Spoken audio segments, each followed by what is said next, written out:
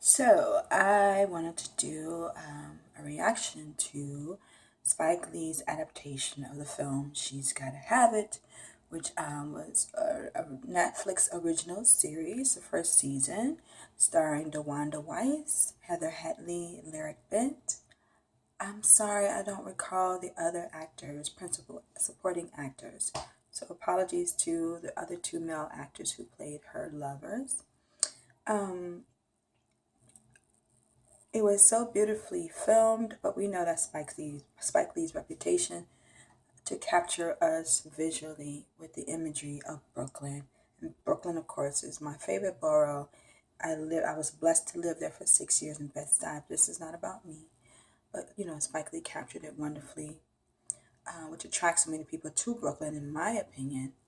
Um, DeWanda White's performance was, as I said on Instagram, lovely and layered and truthful and colorful and relatable in some regards. I didn't relate to her in every regard, but emotionally I did relate to her. I love her playfulness, her resilience, her caring, thoughtful ways, um,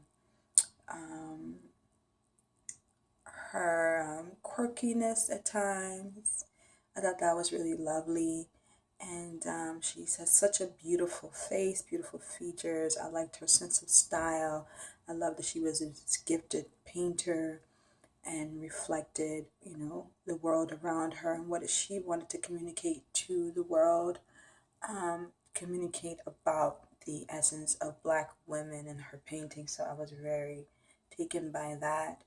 Um, um, I loved Heather Hadley's performance was breathtaking, was magnificent, was so grounded in truth and serenity and clarity and a warmth that I loved. So bravo to Heather and DeWanda Wise for showing the complexity of the humanity of Black women. Um, and Standout roles for me, performances rather, for me were Lyric Bent as Jamie. Um, he's such a fine actor. I mean, aside from him being an attractive man, he really is tuned into the character's objectives, and I like his gentleness, his tenderness, but without losing his masculinity, his strength. He was flawed, of course. He was married. That's not cool. Um, we saw him wrestling with his um, his desire to be in Nola's company, and his wrestling with his strained marriage. Um, but again, I liked how they connected, even though they were at odds at times, because mainly he was married. And again, I'm not saying that's a cool thing. I would never say that. But I liked their chemistry. It seemed like he really genuinely cared for her. He just wasn't man enough, courageous enough to respect his wife and his marriage by getting a divorce. You know what I'm saying? Like, get the divorce. If you're that unwilling to work together to resolve the marriage issues, get a divorce. Boom. But he chose not to do that. So he lose mad points on that. But the acting was really truthful. Um, and that dude was single. Like, I understand her wanting to connect with him because he was thoughtful, and he bought her a paint set. And like, when you involve with somebody, you have to be aware of what they're passionate about, what excites them, and to know that someone chooses to buy things that enhances or that is in line with what they do for passion, what they do for their profession. It means that he's thoughtful, right? He knows what's important to her. Mars was really funny. The actor who played Mars, he was very good, very funny, very down to earth, very silly and quirky, which matched the quirkiness in Nola. At times, they can be silly, but he care. You again, you can tell he genuinely cared for her. He had moments of vulnerability, as did Jamie with her. They all liked a lot about her. Um, and Jamie, his suits were impeccable. Let me just say that he had a great relationship with his. Well, he was developing a developing. He chose to have a very uncomfortable, candid conversation with his son to guide him in the right direction. And I thought that scene, that script was very well written by the wonderful Barry Michael Cooper, or Michael Barry Cooper. I'm sorry, I keep forgetting the order of his names. But Mr. Cooper, who also wrote Sugar Hill, one of my favorite films. He also co-wrote New Jack City. So shout out to Spike Lee for hiring Mr. Cooper, who's a brilliant screenwriter and clearly teleplay writer. Um, he always really penned the complicated black man, and I love the complexity of a black man, and I love that about Mr. Cooper's writing, and it was reflected in the scene in episode 5 of She's Gotta Have It. So check that out, please. I thought the lady who portrayed Greer's wife was a lovely actress. She delivered some lovely, truthful, vulnerable yet strong, conflicted work, which is what you want to see.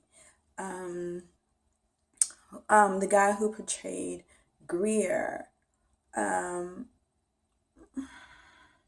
I wasn't a fan, not the actor, I wasn't a fan of the Greer character, because the Greer character, of course, is arrogant, very conceited, just very self-involved. We know that from the actual movie, and I actually thought that the first actor was funny. He was fine. He's still living. He's still fine. Still looks really good. But I'm like, is this character bisexual? Because the first Greer, I didn't get that. I just got that this dude was mad, arrogant, just vain to the like the 18th degree. But this one came across like, I'm like, does he even like women? Because he was very effeminate, and he's a model and a photographer, and I just like, does this dude even like women? But he clearly liked Nola, and they all respected Nola. That's why they all respected her wholly. But of course, they were very much attracted to her, and they had a sexual relationship. Like that's not like beat around the bush. Yes, that's what it was. But it was clear that they all respected her as a whole. But he was, of all the three male characters, he was the least like ambiguous. Yeah, I'm like, does he like women? Yeah, he likes her, but he just seemed like so. Anyway, but the actor has some really good moments, some really like genuine. I care for you. I'm just trying to communicate with you. This is not about sex. This is about who you are and me caring about you. So he has some really good moments. So shout out to him. Um, and the best friend, the actor to China Blaine, who played her best friend, she was good. Bravo. There's a scene where I guess I won't give it away, where she is in some kind of pain because of something she chooses to partake in, and the way she winces in pain is so authentic. She was just a likable character, and she had her struggles that she was pushing through, and Nola was there for her when things got a little crazy. And then Nola's other friend, who was a little anal, but she's looking out for Nola's best business interests, and you need those friends too. They had a little riff, but again, her acting was very solid as well. All the characters were very distinct. All the actors delivered really well, actually. Um, and the soundtrack was crazy. So Spike Lee amalgamated both music from the 70s, the 80s, the 90s, 20 into the 2000s. Like, the soundtrack is crazy. Just on some GP, you should watch it just for the soundtrack. Like, really. He did an music homage to Prince at the end. That was really dope. Rest in peace to Prince. And Spike Lee had five writers. Spike Lee wrote the first episode, the 10th episode. There's 10 episodes. This is 5. He wrote the first episode, the 10th episode. And then he had other writers. He had Rhoda Blank, who's a New York playwright. Aixa something. I'm sorry, I don't recall her last name. She's an actress, playwright. He had the critically acclaimed Lynn Nottage, who's also a playwright here in New York. and Mr. Cooper, Barry Michael Cooper or Michael Barry Cooper. Sorry about that. He's one of my favorite screenwriters. So I enjoyed it. It was a nice, enjoyable ride, emotional ride.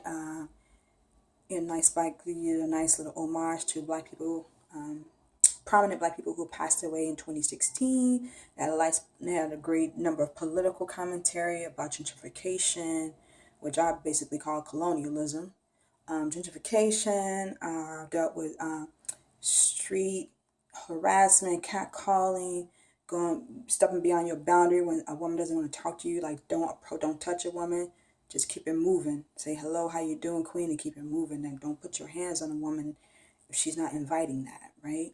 So they addressed that issue. The issue of fine, and then I love that they address the issue of being an artist here in expensive New York, trying to maintain a roof over your head while being an artist. I can relate to that. So I love that they dealt with artists who are practicing their art, but just and having to take on hustles that have nothing to do with the art, just to sustain a roof, consistent income over their head. So I love that they dealt with the principal character being a painter and an artist, and struggling financially here and there, but still practicing her art and trying to sell her art. So artists can relate to that. Artists of anywhere, but mostly New York, because it's so expensive to live in New York City and maintain while practicing your art. They dealt with racism but overall, I just really enjoyed this first season of She's Gotta Have It by Spike Lee, directed by Spike Lee, written by Spike Lee and the other three artists, four artists rather. And I'm looking forward to season 2. Hell, I'm looking forward to audition for season 2 and 3. It's just nice to see the complexity of Black people on the screen yet again, because we see that in web series that are established on YouTube. So it's not like it's new, but it's always refreshing to see the complexity of Black people. And they have some beautiful central love scenes. There's a love scene between Greer and Nola, and it is delicious and passionate and sultry and intense. Yeah. And then there's some sexual scenes that are funny. But bravo to the entire She's Gotta Have It village for telling this particular story with twists and turns, and ultimately about coming into yourself, having a sense of self, and constantly growing as an individual, as an artist, and as just trying to be the best person you can be, with having a good village around you, and basically seeking help as a therapist. Like Heather Headley was a therapist. If you need to talk to someone professionally about issues that you can't seem to resolve, or friends can't help you, so you seek a therapist. There's no shame in that, as long as you're trying to be the best that you can be. And sometimes you need somebody professional outside of you to be objective, to help, to guide you, and to give you the tools to deal with any shortcomings or issues you're dealing with. So bravo to Spike Lee yet again. He's one of my favorite filmmakers. He has influenced me greatly as an artist, actress, and a filmmaker. Greatly, like majorly.